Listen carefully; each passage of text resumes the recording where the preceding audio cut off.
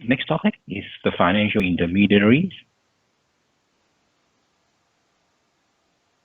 So what is financial intermediaries? The official definition here, we are saying that the term intermediation refers to the process whereby potential borrowers are brought together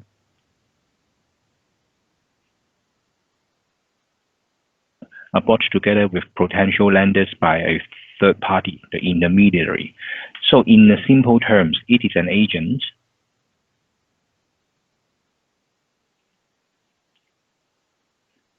to line up between the lenders and borrowers. Okay, it is the most simple way to explain what is financial intermediaries, or in a more complicated way to explain the agent is not only the borrowers and lenders. Okay, it can be the people with surplus funds and who here is with shortage funds or shortage of funds. Okay, so for example, here the shortage of funds means, for example, I have some good projects but lack of funds to develop, and here with the investor, they are having surplus fund and finding good projects to invest. So the agent is the financial intermediary is an agent to line up between two parties, which one is shortage of funds, like good ideas or projects on hand, and the other is those investors with surplus funds looking for good projects to invest. So here is the definition of financial intermediaries, and traditionally we have two types of intermediaries: banks and non-banks.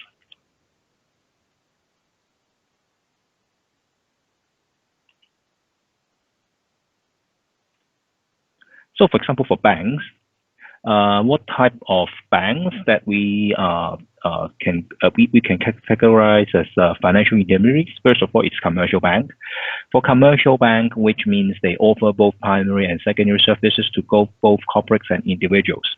So, what type of services that they provide? In a traditional way, the commercial bank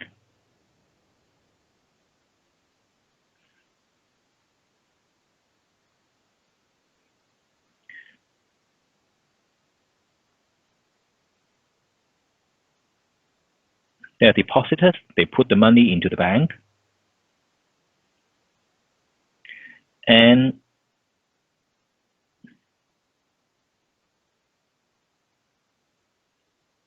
they are borrowers. For example, here, depositor, where we can say they are lenders, and they are borrowers. For example, mortgage.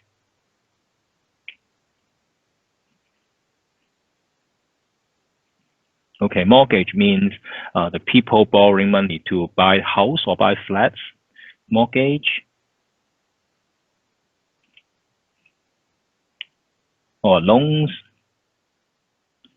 Okay, simple terms, or trade finance.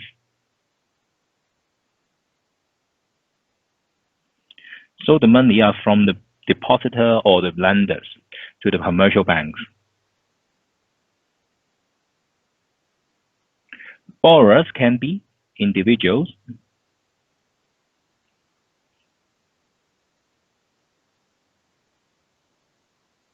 or corporates, and both individual and corporates can be lenders and borrowers. Okay, it's the most traditional way of work between the lenders and borrowers. Also, the commercial bank also provides some non-interest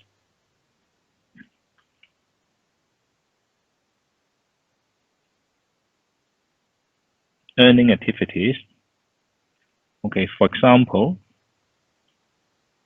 some commercial bank provide some fee-based service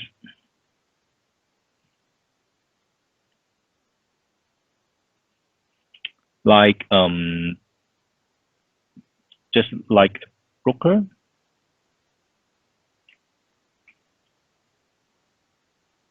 Okay, for broker means to lie up between two parties to earn the commission income.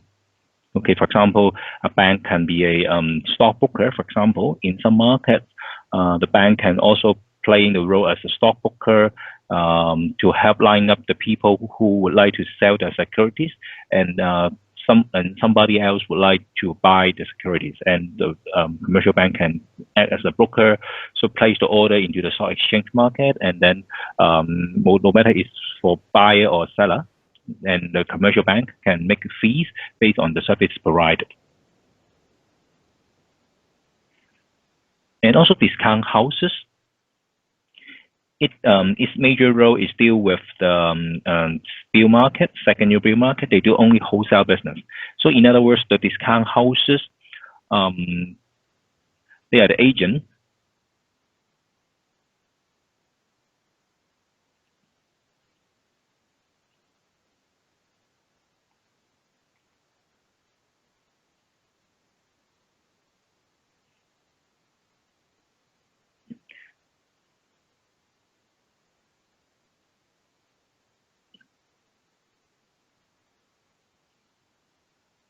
Here, for example, is the bill holder, for example, the factory owner. They sell goods to a foreign customer, and they just would like to discount the invoice or to sell the bill to the agent in return for the money. And the agent, here is what we call the discount house.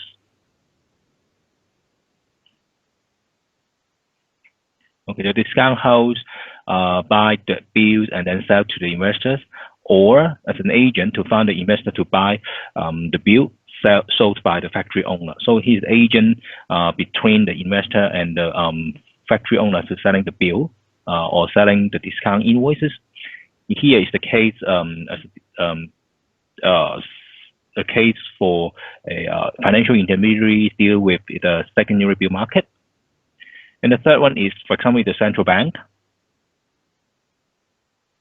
Here an example, like the Bank of England, which is the central bank of UK, and the role of the Bank of England is to supervise and monitor the financial markets in the economy.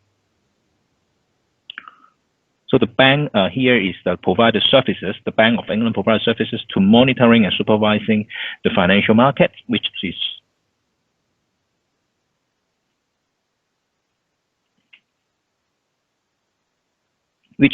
also classified as the financial intermediary, because they help both lender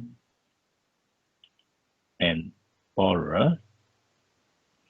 Okay, so the other party, like loan banks, in UK, in United Kingdom, one kind of loan banks financial intermediaries include the building societies. They are mainly serving the finances of houses. Like you like to buy a house or like to buy a flat, you need to have a loan from the bank. If the bank cannot provide such service to you, then you have to find a building societies like in UK.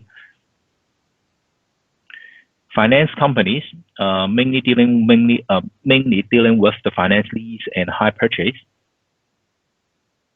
So these finance companies, the role is mainly provide some high risk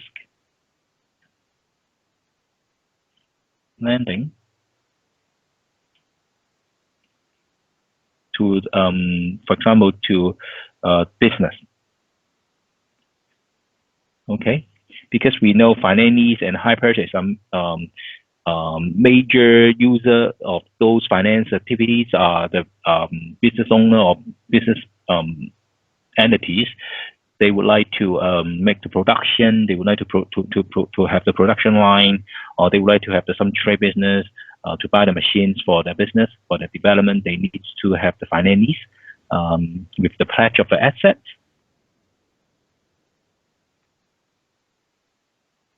Or high purchase. Okay, those are facilities provided by finance companies to those business people. An insurance company. Okay, here's non-bank sector. Insurance company is an agent.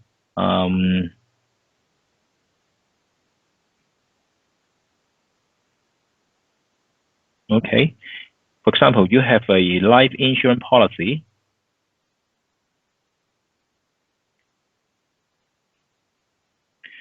You will, for example, you would put the money in the insurance company every year, say $1,000 per year. And the policy said that with you, for example, when you died before 100 years old, you will get, say, for example, $50,000. Okay, it's just an example.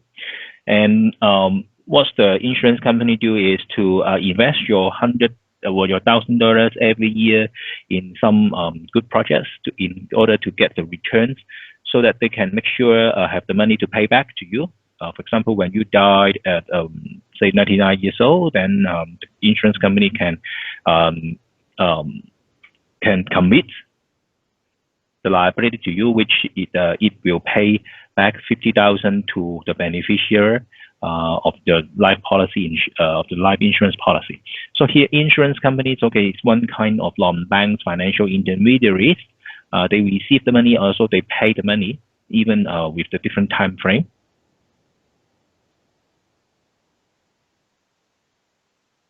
Unit trust and investment trust. Okay, for example, trust, or here trust means the people would put the money in, say investors, and finally the money will go back to them.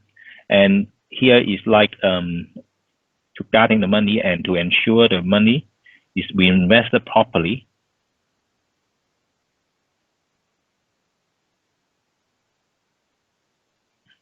Okay, the trust, the function of the trust is to ensure the money will not be stolen by anybody else.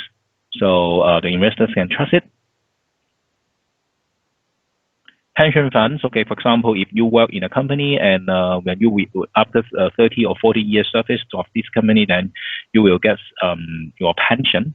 So the pension funds means you contribute into the funds every year or every month in order you will get the retirement benefits from it. So what's the role of financial intermediaries? There are three roles. The first is maturity transformation. Okay, the financial intermediary is able to give liquidity to those depositors who want it to, at the same time, to allow borrowers longer time to repay. So in other words, let's look like commercial bank. Okay, for the depositor,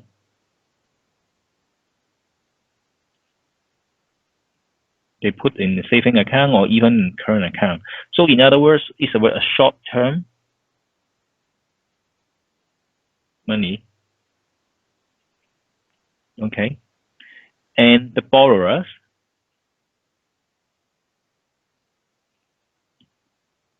okay, say for example, maybe the period to repay the whole principal maybe 10 years. So the bank perform a role to transform the maturity, okay, from the short-term money into a long-term borrowing. Okay, because the bank collect a lot of individual depositors and maybe only lend to a bit fewer borrowers. So it can manage the maturity between different depositors and different borrowers. So it's the roles of financial intermediaries in one of the roles. Okay, maturity transformation is very important for the financial intermediary. Second is funds aggregation. As said, like depositors, every depositor may deposit about $1,000, but there are so many depositors. And for the bank, because it receives a lot of money from different depositors, so it perform the role is to have the funds aggregation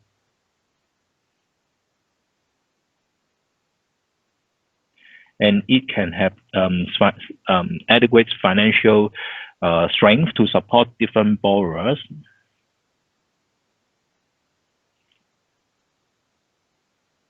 Okay, for example, the borrowers may say, hey, I need $1 million to invest in my projects. So that can you help me, bank, to lend me $1 million? The bank say, yes, I have enough depositors to support your request. So here's the one role of financial intermediaries. And the third role is risk transformation. Just an example here. If there's only one depositor, say, hey, I have $1 million to deposit, but I would like to direct lend the money to the borrower.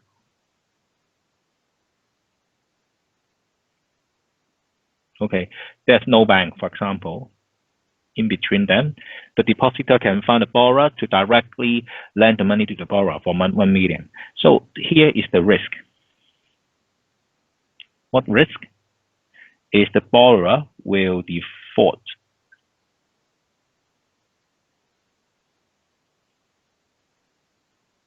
Right? If the borrower defaults, he cannot repay $1 million. So the depositor will lose the $1 million total. He suffer the total loss.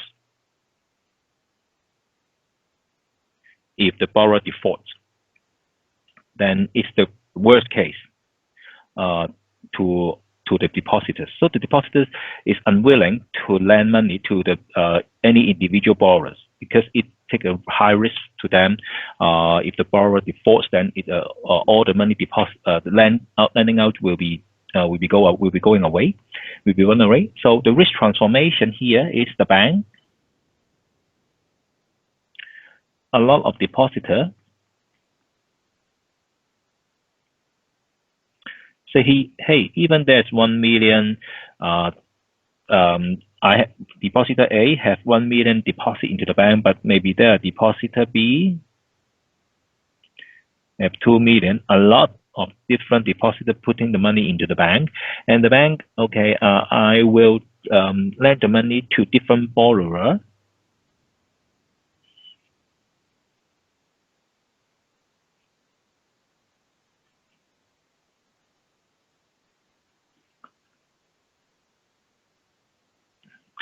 Say borrower X, borrower Y, and borrower Z. And for example, borrower Z is borrowing 1 million from the bank, and the borrower Y say is 2 million, and borrower X say is 5 million. Just in case borrower Z defaults, the 1 million is lost. So the bank suffer the loss by itself, but it will not hurt the depositors, given the bank has a very good measure to control the overall lending portfolio. So the bank can also repay the deposit to A, B, and other depositors. So the risk is transformed. Okay, risk is transformed.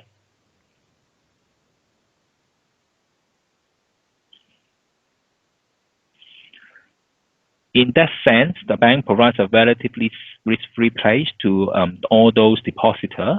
When a borrower does not repay its debt, the bad debt is absorbed by the bank, and the depositors are not affected. So here is the one case showing that the bank can help to absorb the risk. But if a lot of the borrowers defaults, then the bank will be in trouble. So the risk will be finally passed to the depositors. So the bank can only absorb part of the risk, but not all. So part of the risk can be transformed. So remember the three roles: maturity transformation, funds aggregation, and risk transformation are the roles of financial intermediaries, which are quite easy to find questions about the roles of financial intermediaries in your F9 exam.